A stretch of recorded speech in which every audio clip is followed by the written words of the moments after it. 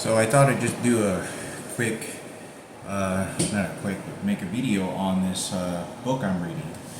And I finally started reading this Mariah Carey book, the Mini Mariah Carey New York Times bestseller. This is the first, I think this is the second large book that I've read. I know that I read the book of Hans Kilmer, Hans Helmer, I can't remember how to pronounce his name, the Auschwitz books, where it talks about the construction of the architects that were designed, the death camps, World War II, and all the stories. I didn't read the last chapter though. I didn't read the last chapter for some reason. I don't know what it was. Out of respect, some things I shouldn't know. I don't know what it was, but it was fairly a lot of pages, like just about 300, 400 pages, but the letters were a lot larger.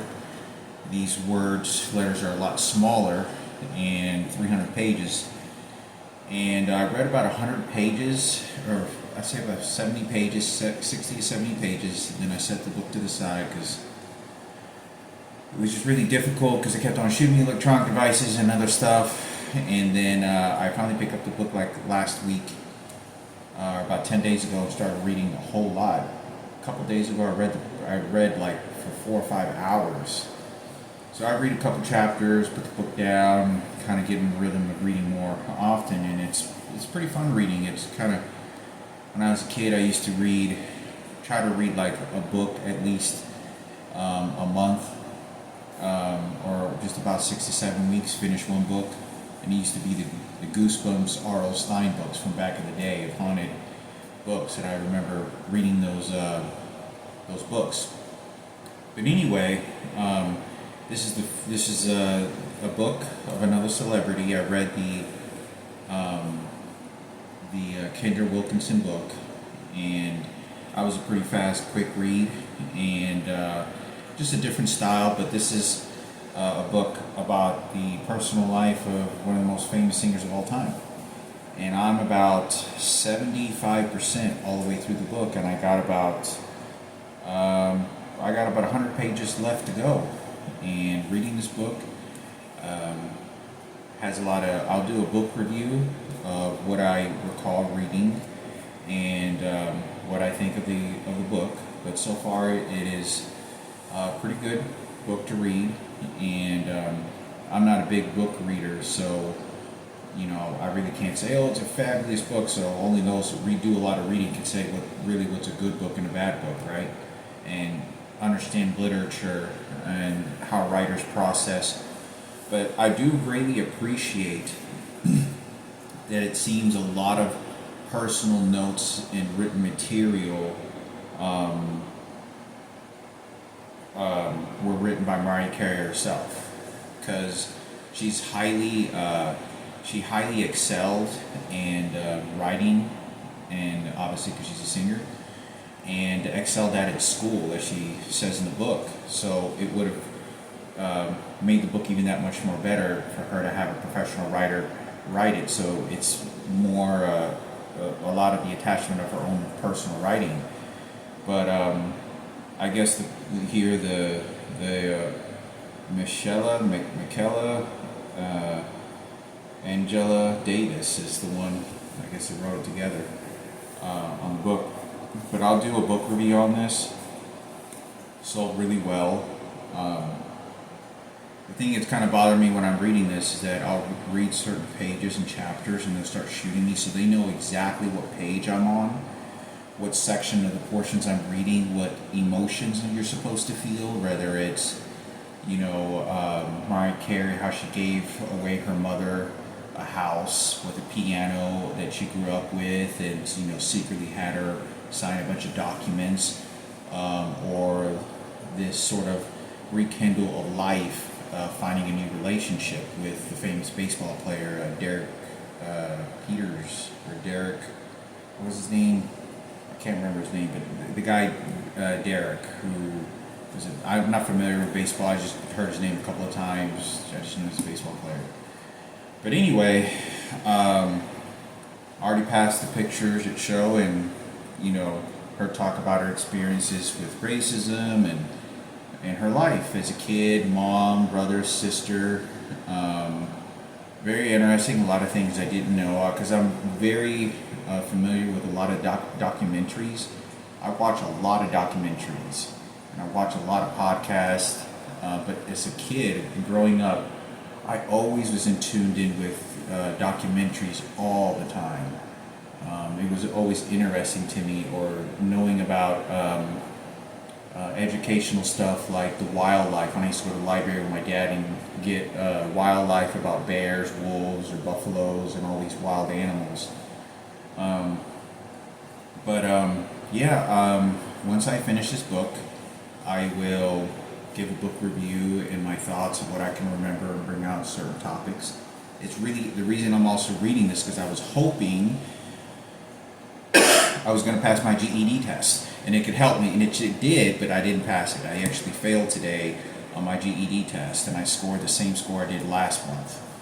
So anyway, I'm reading through this and get to know about all the different experiences and whatnot, but I'll give it's a good way for me to make a review of what I can remember, what I can recall from what I just read of this entire book. And it's a pretty lengthy book of everything that I'm reading. And do this to kind of help me rehearse of the tests I'm going to be taking and help me literature-wise to understand and help my brain function. So I've been spending a lot of time reading the last 10 days or so. I'm really surprised I spent like 5 hours, 4 hours reading a book, and I had never done that for that long in 20 years. So, I'd like to be able to, go ahead and give sort of a review with the things and specific ideas, details that I can recall, and what my thoughts were. Some of it is, there's some sections that caught my very attention, that were very heartfelt moments. That I thought of my own personal life, and obviously with the house giving away, my mother, and the struggles. But I think I didn't know very much about Mariah Carey's life, but it definitely seemed a lot more harsh than I thought prior.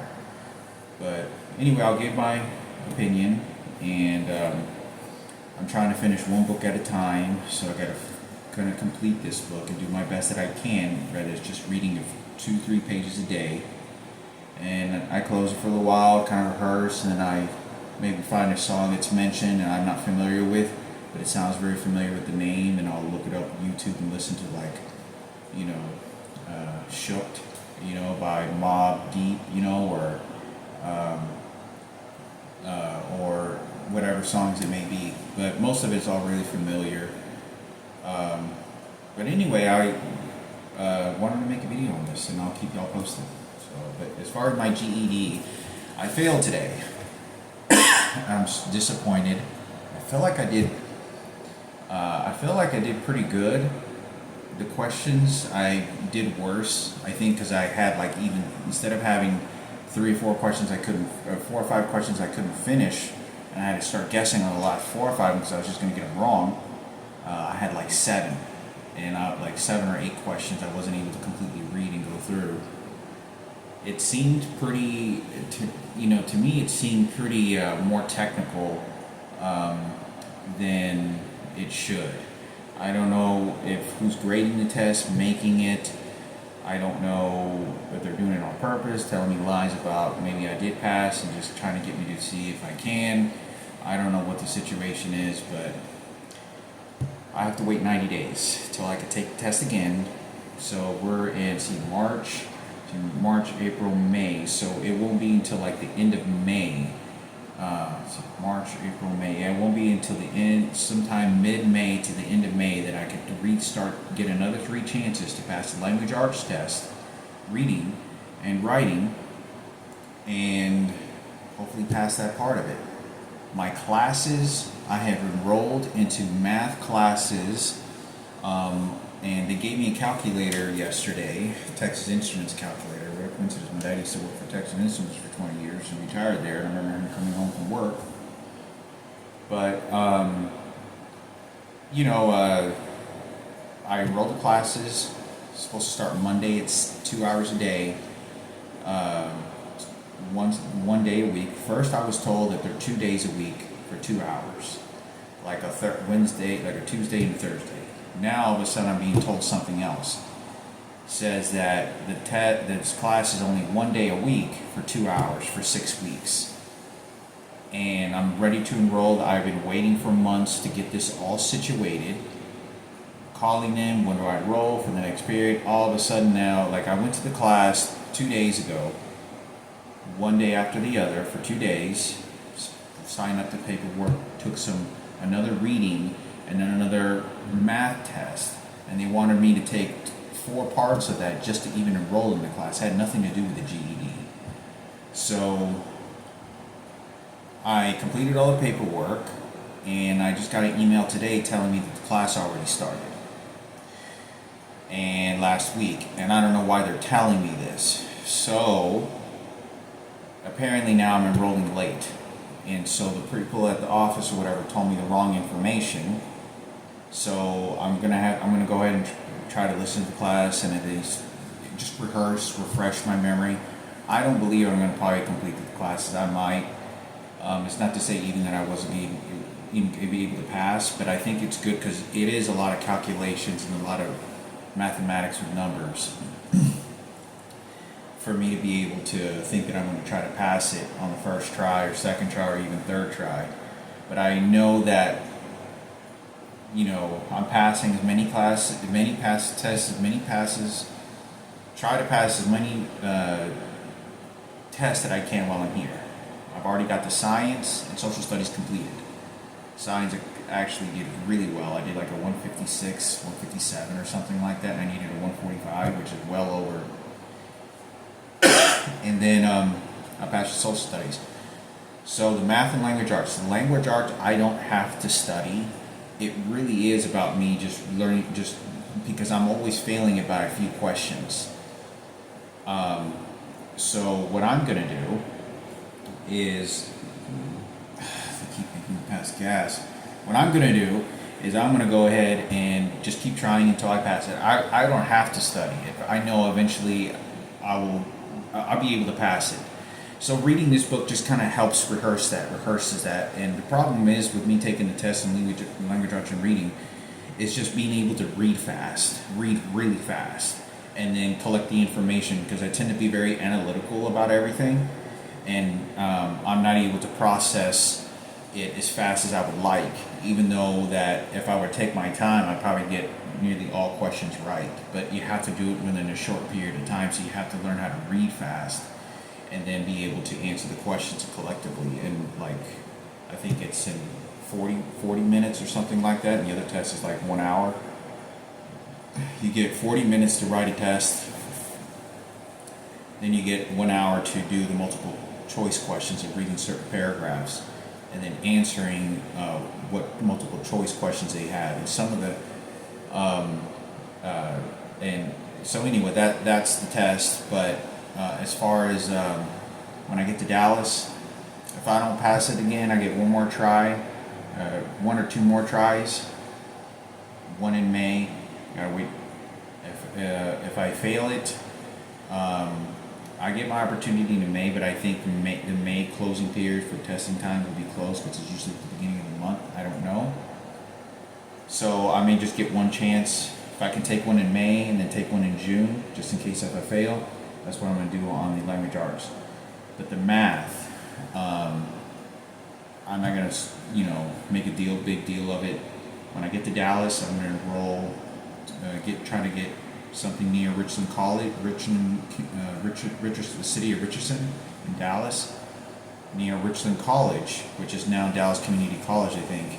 And so I'm going to try to enroll into that and take the actual math, same class that I took prior years ago, and I think it would be great for me to complete the math course there in person with the teacher and the students, so that I can have a little bit more rehearsal of whatever I did prior while I'm here, and I can leave off on a good note. I can leave the school and hopefully take the test and pass it. But I really do not want to go to Jerusalem until like the mission is complete. Like I have to get this, and then fun times later down the road, whatever. I've traveled and fun times or whatever. Other educational stuff can be done later, but this is more important than anything.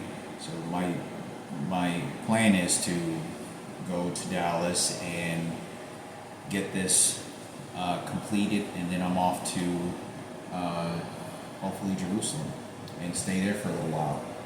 And because I still have to read. The thing about reading this as well and any other books, it helps me literature-wise, so that when I start opening up the Bible and start remembering a lot of the things that I used to read, it'll help me process and understand it much more better, so that I can collectively collect this information and help me the experience in Jerusalem, and map out all the places I'm going to go for some blessings and for some hope and for some cleansing and all that great stuff, because I desperately need it, and so does others, and I think it'd be the best place for me. So yeah, I really highly doubt I'm going to go there without finishing this GED. That's what I wanted to do. There's a possibility. I can't take it out the picture, but there's a possibility. But yeah, so that's the process on the GED, and I don't know why they keep messing me up on this whole situation. It's all sketchy from the beginning. I don't even know if they're fake writing the grades or testing results. I don't know, but all I know is I'm trying to complete this and see what's going to happen. And if not, like I said, Jesus is always, Jesus always has, opportunity there and hope for us all as he teaches everyone. And just because you fail at something, you didn't complete something, doesn't mean you can't be accepted there. And because that's always accepting for all eternal, for all that seek. For Jesus said, when you are tired and weary, I will seek me when you're weary and tired, and I will give you rest. So, like I said, but I don't know what's going to happen, because my plan is I need the money to be able to how to get a job and plan for the trip. So having a job and extra income is probably going to be paramount first. So it may be better for me to find a job and do as much as work as I can for the remaining 4 months that I'm here at this apartment, save up the money, and then get to Dallas, and then complete the GED and just have it saved up for my trip, because it's very expensive to go there. It's like close to $2,000, anywhere $1,500 to $2,000 just for the plane trips there and back. And that's like, I don't even think that's not even hotel cost.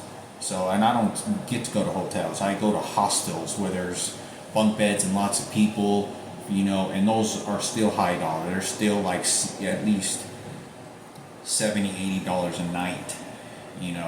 Hotels are at least $100 a night.